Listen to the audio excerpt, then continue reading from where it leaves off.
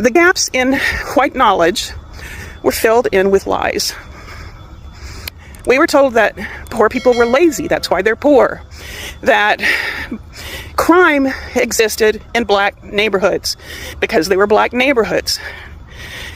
That broken families cause poverty. These ideas were not questioned. They were treated as common sense. And we were started with our grooming as infants, as little tiny babies, as little bitty kids that are impressionable and just forming our ideas about the world. So that was our social foundation. We were told that black people can't keep their marriages together. I was even told that the reason they couldn't keep their marriages together was because of how they were treated during slavery. So out of one side of their mouth, they'd say, wasn't that horrible that families were split up during slavery? But now that has just become part of who they are. Hi guys, welcome once again to my YouTube channel. I am Michelle, and if you're watching me for the first time, kindly don't forget to like, share, subscribe, and even comment. So guys, in today's clip we're going to talk about racism and how it was found in white. And racism isn't something people are born with, it's something people are taught for centuries.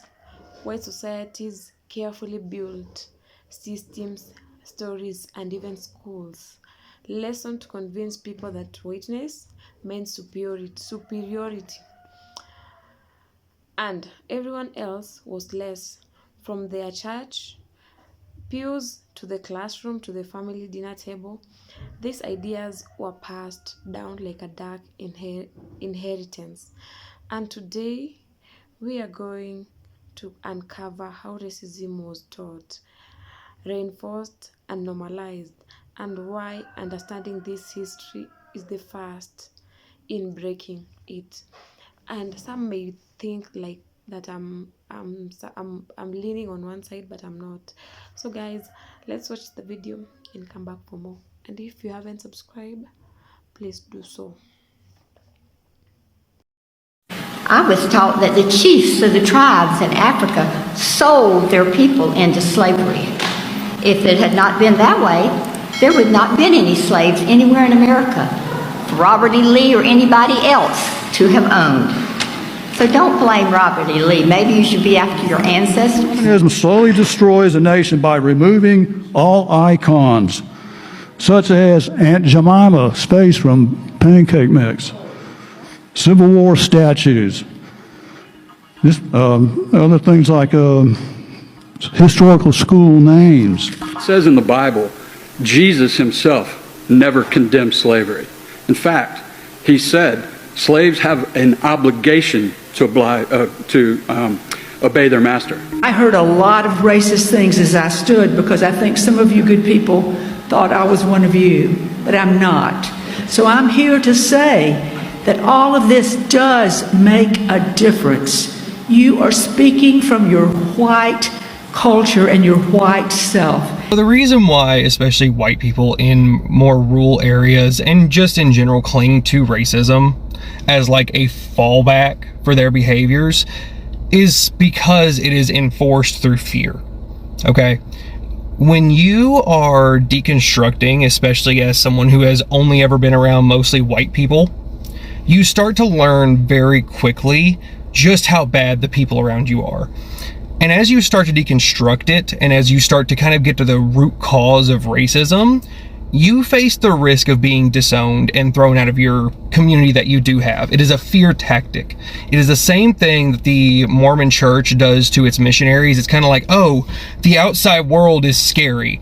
Go be this repulsive thing in the world, and you get like an appropriate reaction for saying heinous things and being this person, and it only reinforces that idea of racism inside of these people. And it's all due to the older generations. And while I know that's not an excuse for younger people to be racist, it is the power structure, because they control people's purses. If you're a kid going to college and you're from a rural area, you might be the first person in your family to go to college. or even well-off white people who grew up in suburbs and, vacationed around the world throughout the year. If they send their kids to college, their kids don't have to work a job. They just focus on college. But as they start to deconstruct that racism, and as they start to become more socially progressive, they are treated horribly because the people around them don't want to have to face the reality that they're bad people. So instead, they'd rather disown their kid. They'd rather slander their name in the churches. The gossiping in churches is another major reason for the continuation of racism, because it reinforces that fear, it reinforces that stereotype. Oh, you're going against what these other people have done before you because it's wrong. But you're the person pointing out it's wrong, so it's your fault. And it's kind of this whole thing of, you either conform to the elders and the people around you, or you risk losing everything. And a lot of white people don't have a good support group because, look at our culture for the last fucking 80, 90 years of pushing into isolationism, pushing into, oh, if I stand against this, I risk losing everything. I might lose my family. I might lose my friends. And while to the world, it's like, you should lose those people because they're bad people. When you don't have a support system on the other side, makes life significantly harder just because you want to do the right thing. It's also an easy grift. It's an easy cop-out. Look at the woman who just raised over $700,000 because she called a black autistic kid the N-word. There is so much grift and money in racism, and the money itself is the problem, because now you're fighting not only the people around you, you're now also fighting the culture war against the money in racism, against people like Fox News, right-wing grifters. You risk having your face splattered on a website somewhere, and now you've got death threats from people because you just want people to be treated equally. You are threatening, by deconstructing racism as a white person, you threaten the entire system. Because if you as your own person deconstruct and go through that, you alone have the power of your own words. You alone now have the power of your own actions because you're holding yourself accountable. You're not falling back on the stereotypes. You're not falling back onto the misleading statistics that a bunch of right-wing grifters put out. It's a very complicated road. And while it shouldn't be complicated, old money has made it complicated on purpose. I didn't know racism until I went to Greenwich. That was the first time I ever heard the N-word, and I repeated the N-word once, and the only time in his life that my dad's whacked me across the face. He said, "Don't you ever say that word again." Oh my God. My dad grew up in Omaha, Nebraska. His father, my grandfather, who I never knew, had a printing press that looked down over a central plaza, a square in Omaha. And he made my father stand there and watch when a black man was taken out of the sheriff's office and hung, and then dragged behind a truck around the square. And it had a huge impact on my father. He cared about justice, and he hated racism. And, with that slap, he taught me to pay attention. So I started being a racist right around 3rd grade. When I was a little kid, I had a best friend named Chris who was black, but I didn't see him as black. I just saw him as my best friend, Chris. But in 3rd grade, I learned about a man named Thomas Edison, who, as you all know, is the white man who invented the light bulb. Who I did not learn about is a man named Lewis Latimer, who, as you may not know, is the black man who invented the carbon filament that goes inside the light bulb to power the bulb. Right? So the engine in the car, if you will, was invented by a black man named Lewis Latimer. Now, is this some big conspiracy? No, Thomas Edison owned the company, so he got the credit. And the hidden figure that was Lewis Latimer, you never learned about. But the issue here is that as a white person, learning about all these white people who came up with these great things in their mind and no black people who did, I separated myself. I was separated from the black person. Very slightly, but it was happening. But the core issue is that there's a black person watching this right now who knows damn well who Thomas Edison is, who has no idea that Lewis Latimer, a black man, invented that carbon filament that endures that heat so that that light bulb could shine. When white people see my posts about racism in America, frequently they say, "I didn't know." When black people see these comments, they say, We already know there is no way you didn't know. Don't pretend you didn't. This disconnect is really hard to explain, and I've been trying to understand it myself. I'm going to be digging into this really deep because I think it's so important. It's not that we're just oblivious white people. It's that we've been groomed to be oblivious white people. People point out that it's not like this stuff is locked in some vault somewhere. It's available. You can see it. And that's true. But we were trained not to ask questions. We were trained not to look for it. And I see it in my family. I see it in my circle of friends, even some of my friends that are pretty progressive. We have this ingrained training to not ask too many questions.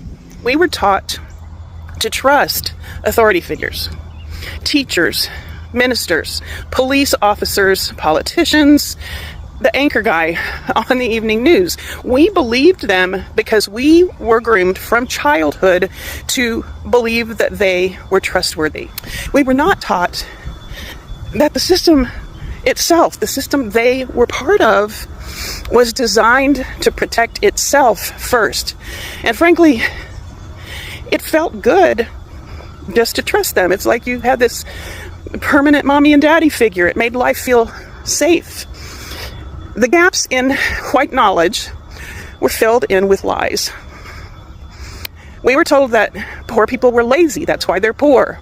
That crime existed in black neighborhoods because they were black neighborhoods. That broken families cause poverty. These ideas were not questioned. They were treated as common sense. And we were started with our grooming as infants, as little tiny babies, as little bitty kids that are impressionable and just forming our ideas about the world. So that was our social foundation. We were told that black people can't keep their marriages together. I was even told that the reason they couldn't keep their marriages together was because of how they were treated during slavery. So out of one side of their mouth, they'd say, wasn't that horrible that families were split up during slavery? But now that has just become part of who they are. And so it's their fault. I don't know, it didn't make sense to me either. We also were not told that welfare benefits were not available if there was a man in the house, a black woman working 2 jobs who still needed support to raise her children, could not have a husband or partner living in the house with her. And of course we were taught that that was their fault because they couldn't keep their marriages together. As we were growing up and we started to repeat these beliefs, we were seen as respectful and well-adjusted. I don't know, are you getting pissed off? I'm getting pissed off just going through this again. We were guided by the TV news and movies and TV shows to care when white people suffered and to disconnect from the pain of other people. We were taught to feel patriotic about our country without questioning whether they were being truthful with us about why we should feel such patriotism. When we asked those white authority figures that we were taught to trust, we were lied to. Now, when black people give us honest answers, we don't fully trust them. It's not about ignorance, it's about conditioning. My education is in behavior analysis, and that's how that works. You just expose someone to a social system that supports a certain line of thinking, and you fall for it, especially if you are started out as a young kid being taught all that stuff. And that's what happens to all of us. We were taught that silence is polite and that truth about society is rude or inappropriate. And as a girl that went to a fundamentalist Christian church, that was even more so. You don't ask questions that are going to make people uncomfortable. But that comfort, you see, it kept us obedient. It kept us from asking too many questions. It kept us from wanting to do anything about it because we didn't fully understand that there was something that needed to be done. We were used to preserve a system that depended on our own silence. It kept us from befriending black people. It kept us from knowing what the hell we thought we knew about those people. So when white people say, I didn't know about any of this, understand what that really means. We were trained not to look. We were trained to believe the stories that we were told by the authority figures. We were shaped by a system that used your trust against you. We were trained to look away. And now we have a choice. White people, we need to get angry about being kept in the dark all these years, so that together with our black neighbors and neighbors of all races, we can break down this oppressive system that has brought us here to the point of fascism. You wrote, yes, racism is racism. The same way people were racist against Italians when they came to this country, the same way people were racist against the Irish. This is one of the most common arguments you'll hear from white folks when you make the claim that black people cannot be racist. They will talk about how Italians and Irish people were discriminated against when they came to the United States. My friend, I have both Italian and Irish ancestry. I can tell you unequivocally that white people that were living in the United States when my ancestors came over here were not racist towards my ancestors. Now, were my ancestors discriminated against based on their ethnicity? Yes, absolutely. But they eventually assimilated into whiteness. They were able to sort of shed their Irishness and Italianness and become white, which is why I'm talking to you as a white man now and not an Italian or an Irish American. This is a luxury that black, brown, and indigenous people were not afforded. So no, white people were not racist towards other white people when they immigrated to this country. And that's besides the fact that my ancestors chose to come here. So I used to teach psychology, and I used to have to teach prejudice and discrimination to a group of students who were all white, because I was teaching in the south of England at the time. That's how it was. And I got the feeling that they thought these were things that happened to other people, and they couldn't really relate to it personally. So I invented this little exercise where each of them had to attach a sticker to their forehead and wear it for 24 hours. And what they discovered was that as soon as you stand out, as soon as you are visibly different from the majority of people, they will insult you, they will treat you differently, they will stare at you, they will laugh at you. And this is what they learned, that it wasn't just about, being part of a minority or being disabled, it was just about being different in any way. So you might object and say that, look, you actually asked for a true racist to tell you why they are racist. And I can tell you that is a waste of time, because everybody's the good guy in their own story. So if you ask a racist, they will come up with a bunch of bullshit, which basically says, because people are taking jobs or this or that, the other, or kind of don't respect our values, all kinds of things, which just help them to justify the way that they are. But you won't get the real answer, which is that at heart, basically, people instinctively dislike people who are different to them. Welcome once again, guys, and I hope you have all watched the whole clip. And we started by saying whites weren't born racist. They were taught it through systems, culture, and deliberate conditions over centuries. And the teaching happened in many ways. And those many ways are like colonialism and slavery as a school of racism. European colonizers needed a justification to enslave Africans and exploit indigenous people.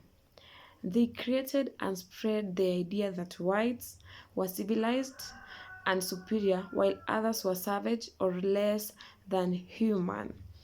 Churches, governments, and scientists all reinforced this hierarchy. And another thing is religion as a justification. Some biblical passages were twisted to claim God approved of slavery. Example, the curse of Ham. Missionaries taught that non-Europeans needed saving, painting whiteness as godly and blackness as sinful. Another thing that help in the teaching is science. In the 18th and 19th centuries, science invented racial categories. Renology, eugenics, and IQ testing were all used to argue that whites were biologically smarter and more moral. This was fake science, but it was widely taught in schools and universities. Laws and policies. In the gym,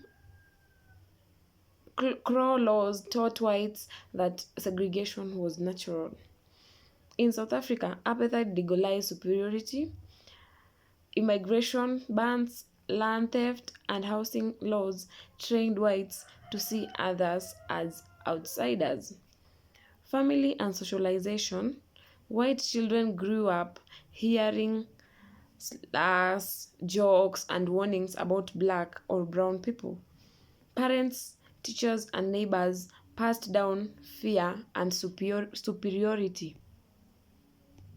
Even silence about racism taught acceptance of the system. Media and culture also has a big role in it. Cartoons, ads, newspaper, and movies portrayed black people as lazy, dangerous, or comical. White heroes were always portrayed as saviors, with black or indigenous characters were background or villains. This trained white audience to internalize superiority without questioning it. Education and erasure. History books glorified European explorers and ignored black resilience. Slavery and colonialism were minimized or justified. Children were also taught that progress is equals to whiteness.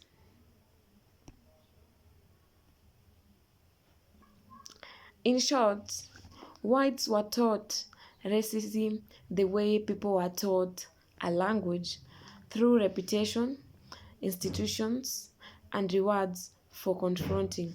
So, guys, today's topic has been very interesting, and I'd like to see your opinions and your thoughts on the comment section below. And if it was for the first time you're coming across my video, I am Michelle, and don't forget to subscribe.